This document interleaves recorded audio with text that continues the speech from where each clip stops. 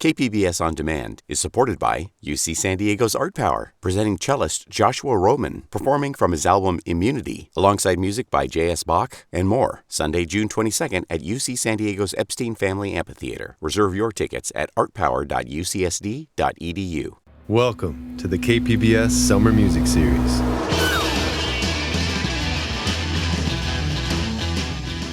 In this episode, we'll talk to legendary MC5 guitarist Wayne Kramer about rising to fame in the wake of the 1967 Detroit riots. And we'll hear from San Diego's own Scrapes, an experimental electronic duo that embraces chaos through improvisation to create some truly original music. That's next.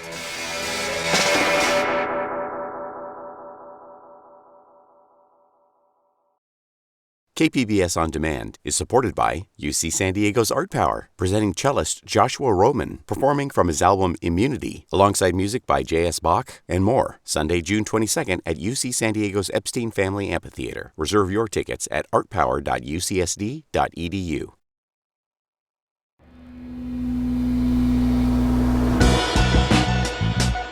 Welcome to the KPBS Summer Music Series, San Diego's own music discovery podcast that features encore presentations of our best in-studio performances and interviews, celebrating our diverse music scene and beyond. I'm your host, Kurt Conan. 50 years ago, Wayne Kramer and his band, the Motor City Five, released their debut album, Kick Out the Jams, high-energy rock and roll that provided the soundtrack to a youth movement of social and political revolution. Kick out the jams, motherfucker!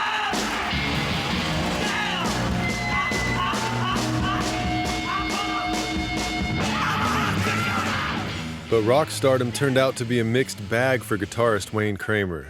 Guns, drugs, and police confrontations led to addiction and prison. After his share of hard time and hard times, Wayne Kramer got back on the road with a new version of MC5 and a new memoir, The Hard Stuff, Dope, Crime, the MC5, and My Life of Impossibilities.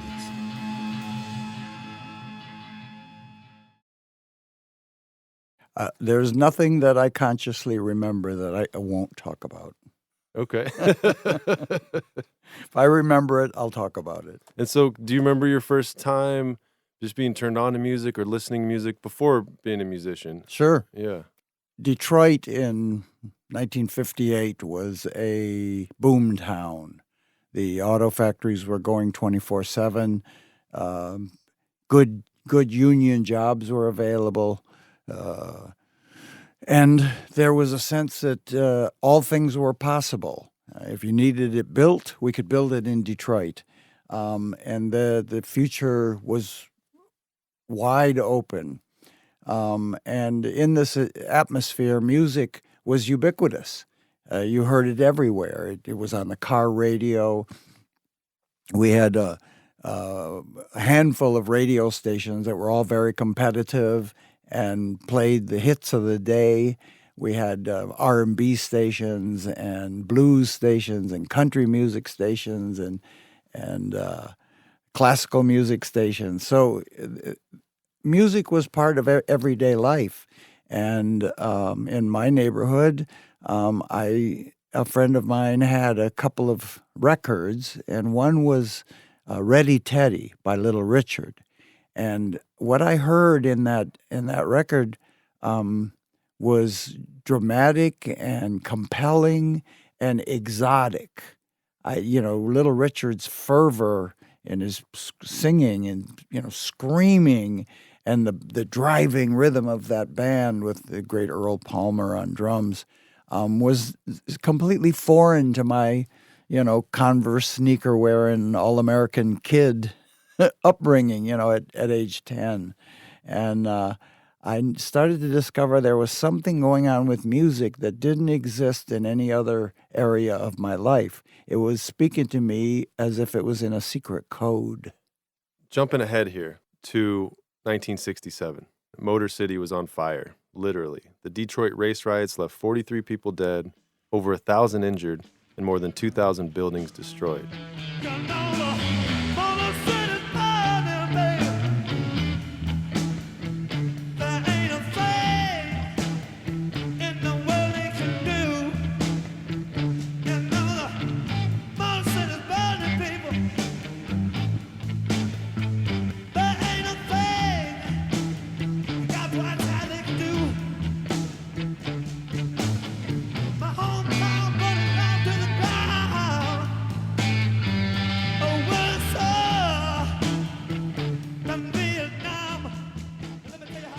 Leading up to your legendary album, Kick Out the Jams, set the scene for us. What was MC5 up to?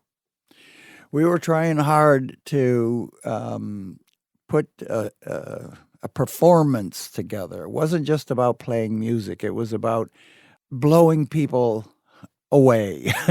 We wanted to mesmerize audiences. We wanted to provide them with a cosmic experience that included, driving rhythms and danceable music, but that also had great theatrical flair and costumes, and we developed a kind of almost Pentecostal atmosphere of encouragement and connection with our audience.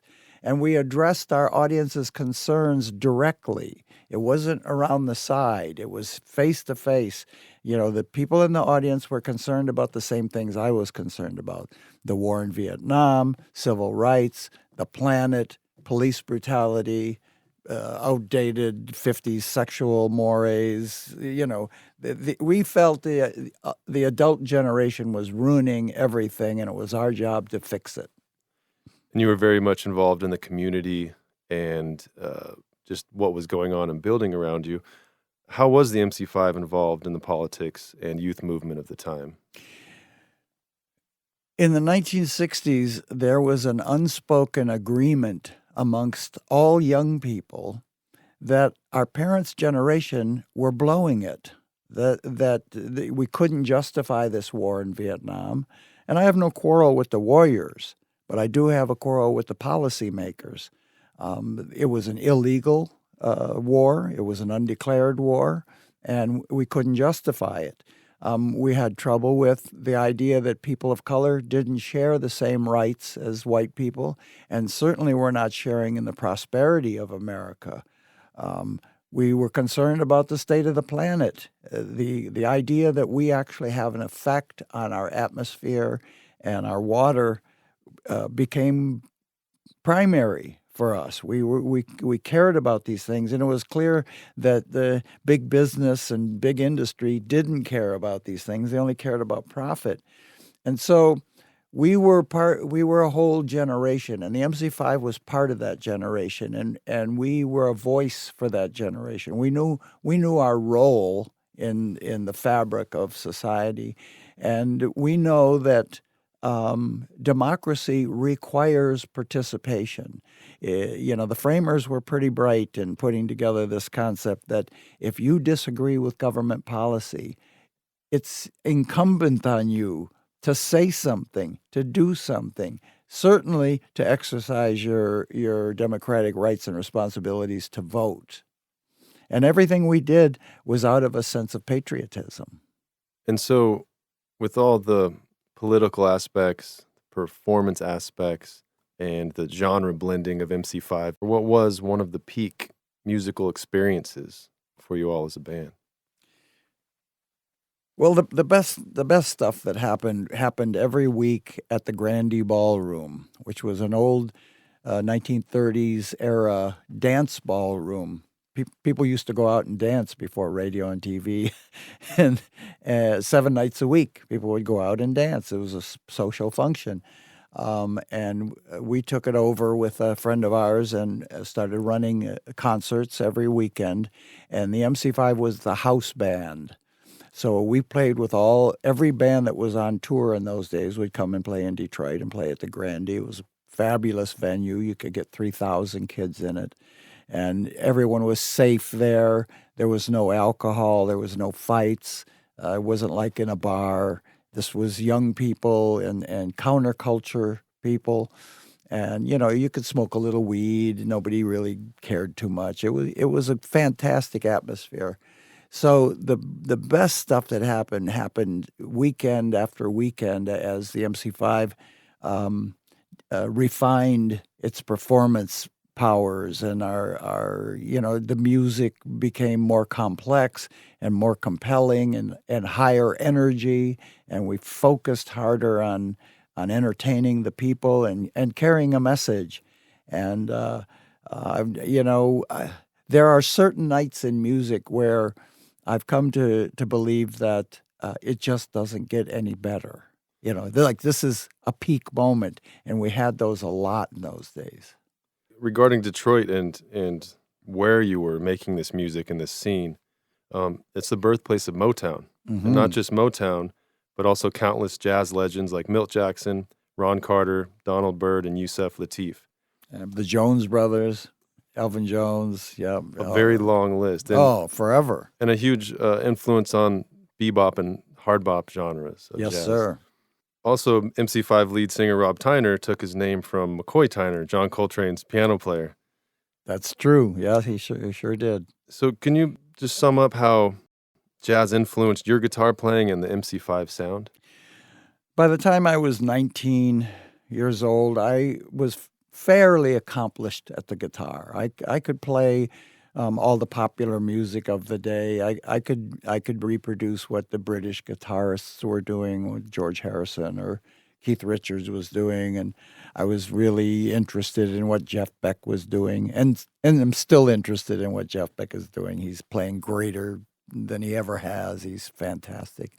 And I started to wonder, where was my voice? What was my contribution to the music? And so if I took my best Chuck Berry solo or if I imitated somebody else's solo and I played it as hard as I could and as fast as I could, then where do I go from there? Like, what's the next step?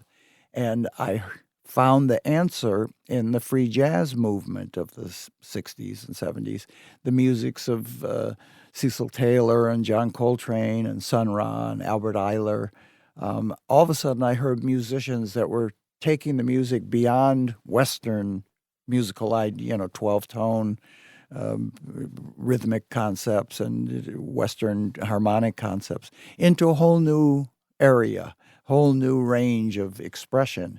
And for me, that was the answer to the riddle. This is where I want to go with the guitar, and we kind of decided that as a band we wanted to follow their lead, try to catch up to Sun Ra.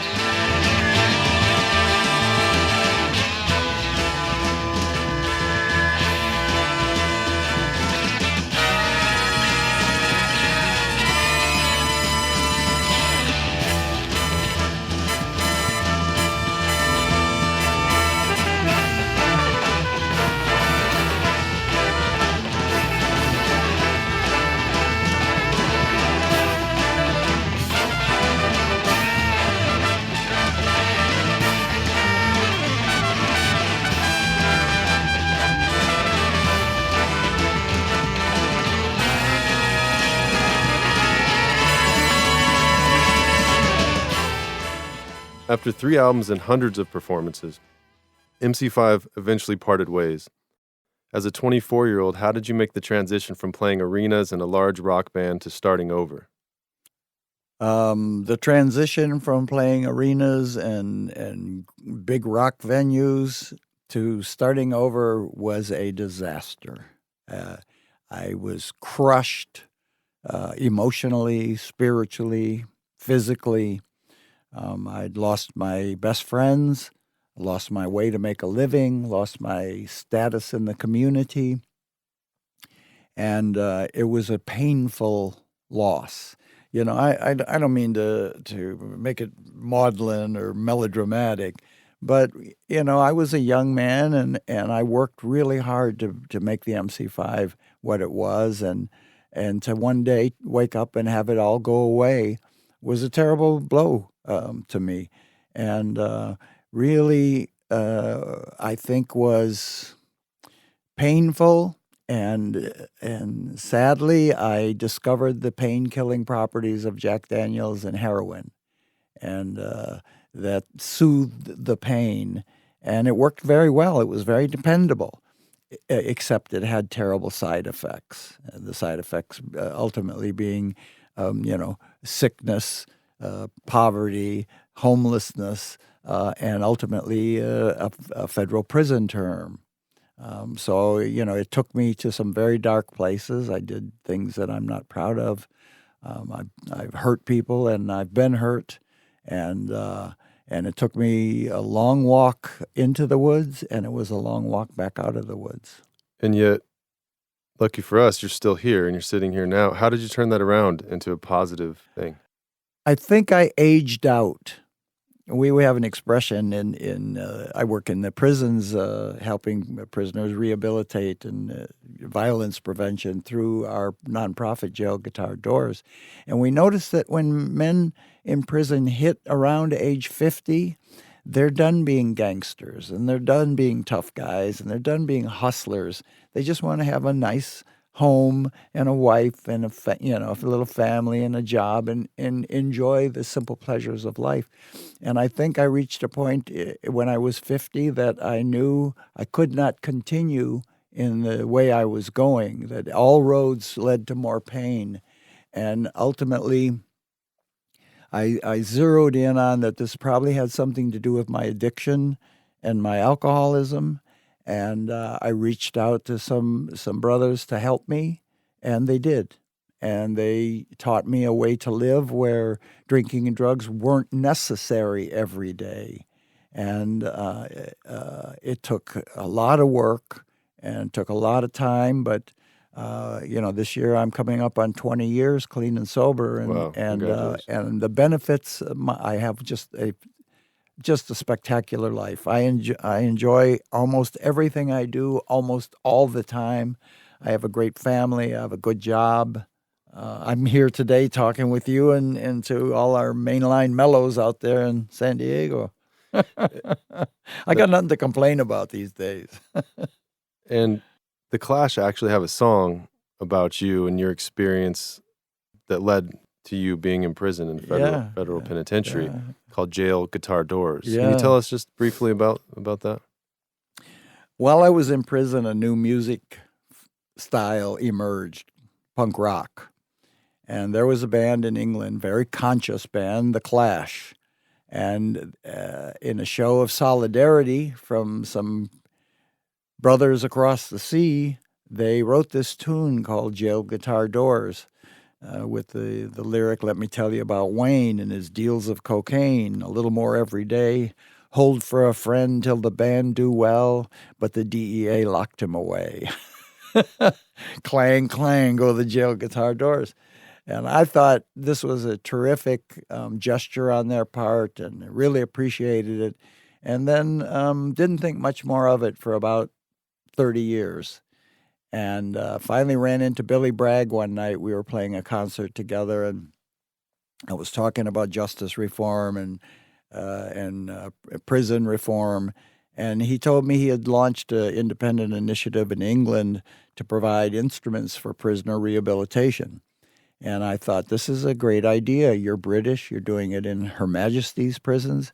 But I'm an American, and I'm an American returned citizen. I'm an ex-offender. Ex-convict, as we used to say. And I'm also a musician. And I need to do something to mitigate the damage being done by hyper-incarceration in America. And so I'm going to take this on for America. And that was about 10 years ago now. Today, our instruments are in over 120 American prisons. We run songwriting workshop programs across the country. Here in San Diego, out at the Donovan State Prison, we run a program there. In the county jail here in San Diego, in the LA County Jail, and California Department of Corrections. We're on 10 different prison yards in the CDCR, and all across the country, in Detroit, at Rikers Island in New York, up in Massachusetts, down in Texas.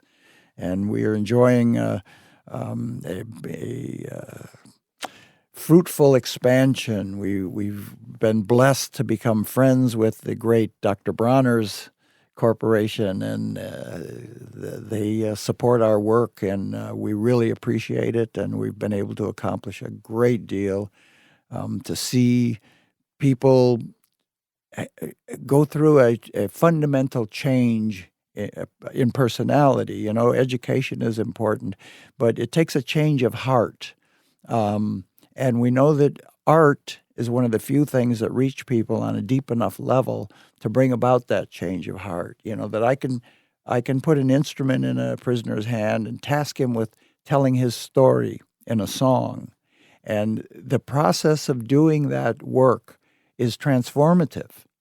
He or she starts to see that they actually have something of positive to contribute to the world, something of beauty, something enjoyable, maybe sometimes for the first time in their entire life. And that's the beginning of the hard work of rehabilitation. Also serves to reduce violence in prisons. I've heard it 100 times where captains and lieutenants, hardline corrections officers will tell us that we brought the guitars on the yard, launched a program, and violence went down on the yard. People have something positive to look forward to. Wow. So in all the positive ways you've influenced the world and music, MC5 is often cited as the favorite band of other famous bands, like Sonic Youth, Motorhead, Rage Against the Machine, the Ramones, and of course The Clash. MC5 was on the cover of Rolling Stone magazine, nominated to the Rock and Roll Hall of Fame 3 times, and you've been named by Rolling Stone magazine as one of the 100 greatest guitarists in rock. So you've got nothing left to prove. Why are you back on the road? Because I love what I do, and the idea that I helped create this music 50 years ago, and it's more relevant today than it's ever been. I wondered for a while, would the music hold up? It's 50 years. That's half a century. Styles come and change and fashions change. And the first show we did this summer out in Scandinavia, by the second song, we had won the crowd over. They understood exactly what we were doing, that we were bringing the rock. And was this with the new lineup, the MC50? Yes, this was with MC50. Can you tell us a little bit about that lineup? My fellows, Rob Tyner, Fred Smith, and Michael Davis died. Drummer Dennis Machine Gun Thompson is still alive, but he's not touring. He may do a couple shows with us. I don't know. I'm leaving that up to him to decide.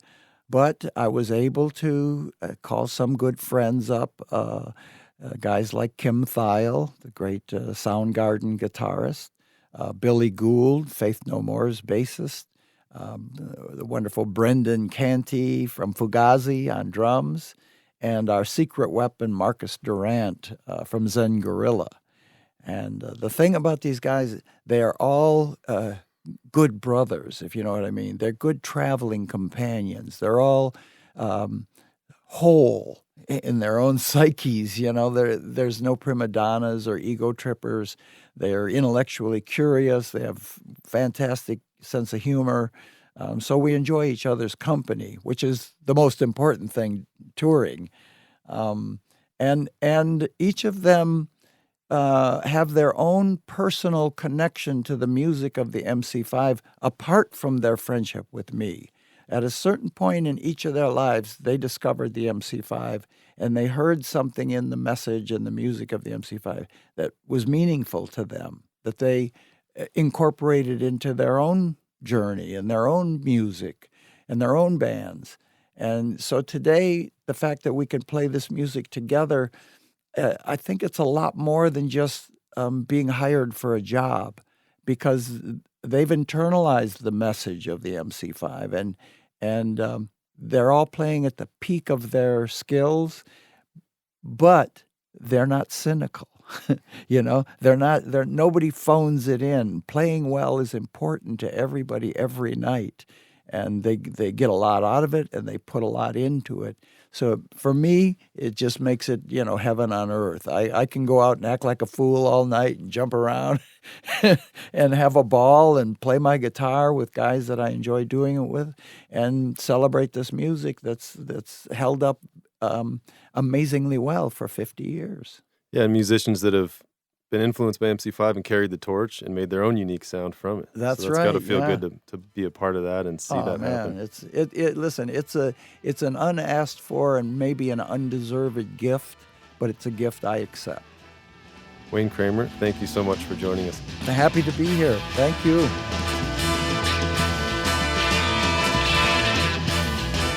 Next up, harnessing chaos through improvisation. We talk with San Diego's own Scrape.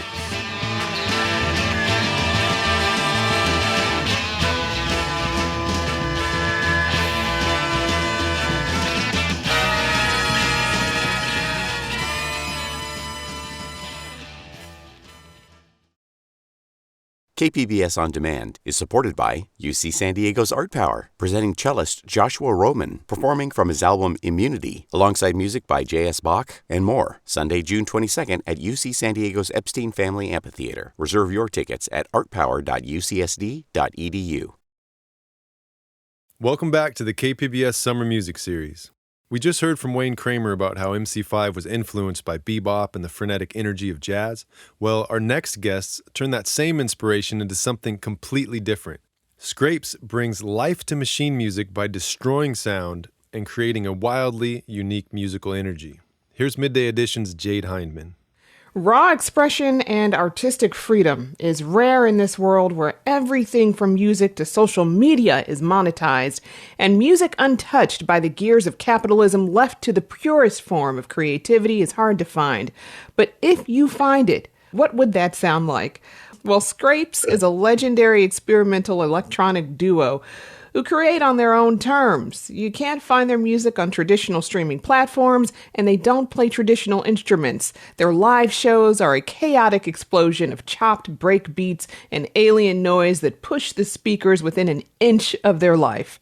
Scrapes joins us today, but let's begin with their song, Sabacus.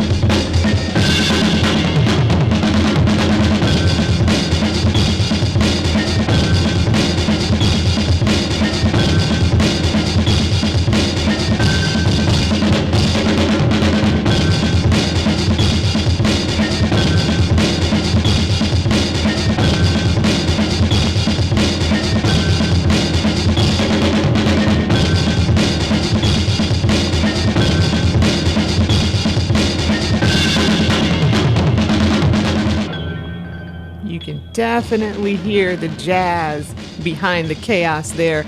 That is Scrapes with Sabacus, and I want to introduce Scrapes, Tension, a.k.a. John Calzo, and Psycho Pop, a.k.a. David Lampley. Thanks for joining us on the KPBS Summer Music Series. Oh, thank you so much. Thanks for having us on. So first question, how did you meet and start Scrapes? We met in high school. We had mutual friends that were into music also. David was at the time producing like hip hop stuff and rapping, and I was DJing, and I did some scratches for his album, and we just connected through music and had like the same wavelength of creating crazy sounds and chaos stuff. So all this chaotic sound, I mean, what is your process? Just whatever we could find that could plug into the amplifiers and amplified noise pretty much. It's just all freestyle, jamming out. It's like free jazz, basically. So what instruments do you use to make your sounds? I use like a little synthesizer. I have a couple synthesizers and a lot of effects, and found electronic things that could be plugged in or amplified. Yeah, I use modular synthesizers, samplers, mostly just capture sound and try to chop up the sounds to create rhythms and noise. Field recordings, reel-to-reels, tape decks, old records. Nice. I mean, it's you use this process called circuit bending. I mean, tell me about that. Yeah, circuit bending is just taking like any instrument, toy, anything that makes sound that's battery powered or electronic powered, but I just open it up and just poke around in the inside of it and see if it alters the sound, makes anything sound crazy, and destroy the original sound.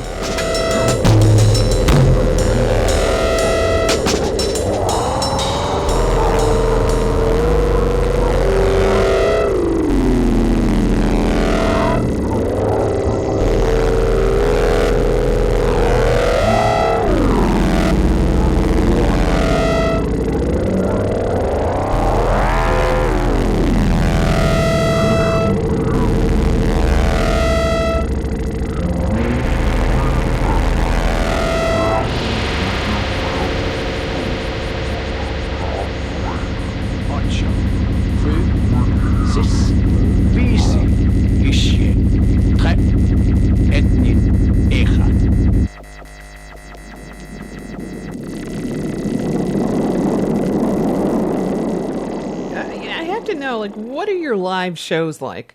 Improvisational, Improv, aggressive. yeah.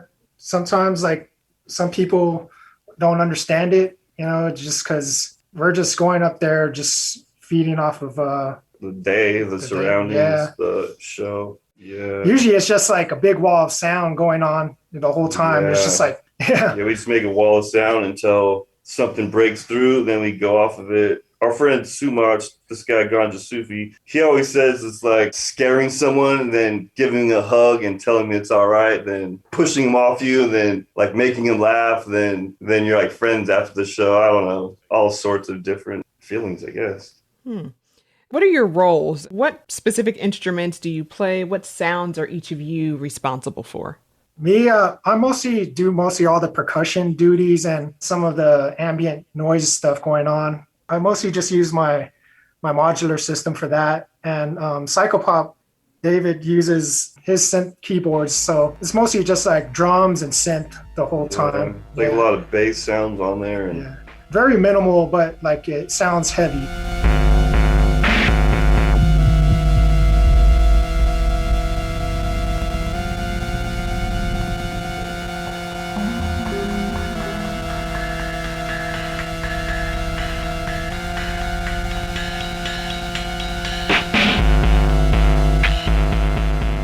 Where do you get these crazy sounds? Sometimes we use a tape loop on a reel-to-reel. I have like a machine that's to take a hearing test, and it makes all these crazy sounds out of it. We'll throw some delay and some distortion on it. Yeah. We even like kind of different every time. Everything's different every time we perform. It's like sometimes we'll take like little tape decks or like a little radio, little speak and spell or whatever, or a Game Boy. Game Boy. Yeah. Anything. Yeah.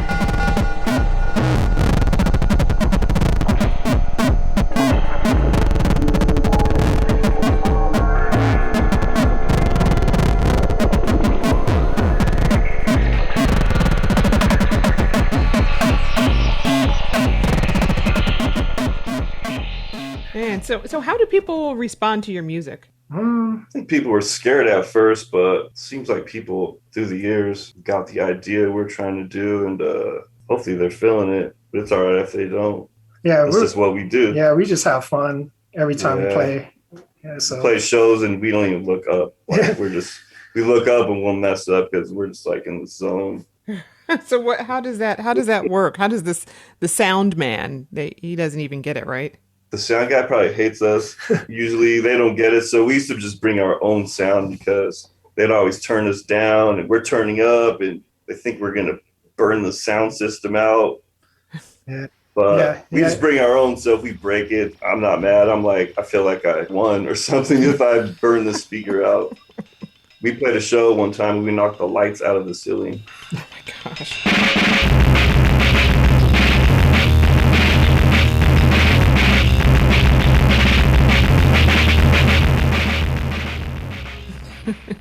I would imagine that like the crowd's reaction is different too. Like you've toured Europe many times. I mean, how's the crowd reaction different there than from here in the US? Some of our shows in Europe, I feel like people are dancing and moving and just hanging on to every snare and bass line. In America, it seems like they're more just observing and trying to see what we're doing, studying or something.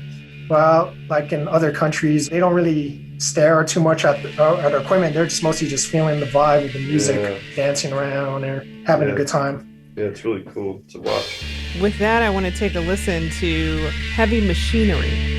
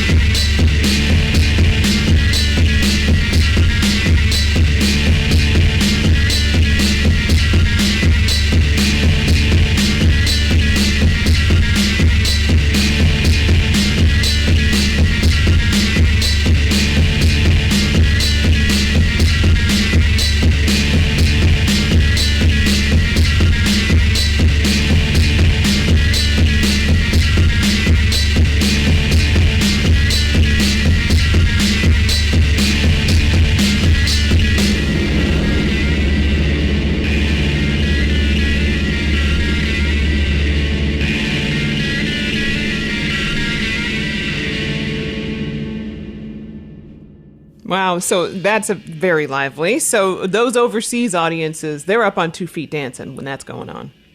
Yeah, usually like the energy gets a lot. It gets people are swaying and like people go to the spots to just get loose. It's a real big honor to be a part of that, you know? So what's it like being on stage and improvising your music? It's kind of free. Maybe there's a little bit of pressure, but we don't really have an expectation. We just want to get loud and kind of abrasive and hear some heavy drums. And we're just kind of locked in the zone. And if people are feeling it, that's like really special. But if people walk away, it's cool. It's not for everybody. Yeah. As long as the sound system sounds good, we'll have a good time on stage. Yeah, exactly. That's all that counts. Yeah. Yeah, because I mean, cause it's not like you've practiced. I mean, this is just like it's raw when you're up on stage, and so how much does the audience's reaction impact you?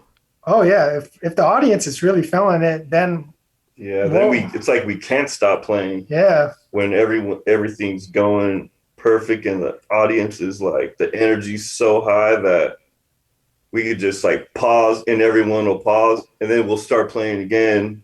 It's just having that control is it feels like crazy having that control of the energy. Feels like we just become like one with the audience. With your do-it-yourself approach and the way you create music and the moment and never repeat the same thing, what is it about that as an artist that's really just kept you going for over 2 decades? I guess it just never gets old. There's always something like a different rhythm or... We also like create like our own records, lathe cut records. So we also just try to find new ways of designing those records too, whether it's like homemade picture disc records or like weird shapes. So that's what kind of makes it more exciting for us as well. Because we're just like, I feel like we're just artists. Like we'll make our own T-shirts, our own record covers, our own tapes, our own flyers, book our own shows. We just have control over every part of the process. And I don't know how many other people could say they do that. I feel like we're pure artists and it feels good to be able to say that. I feel like I can honestly say that. I've been speaking with Scrapes members Tension and Psychopop. Thank you both for joining me. Thank you so much. Thanks for having us on. Yeah, good time.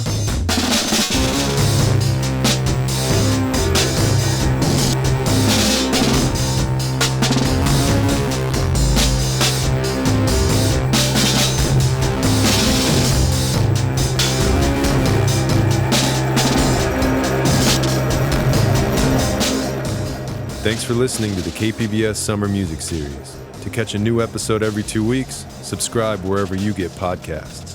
And for performance videos and more great artists, visit kpbs.org/Summer Music Series.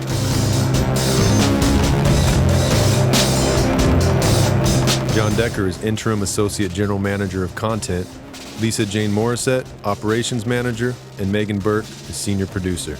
I'm Kurt Conan.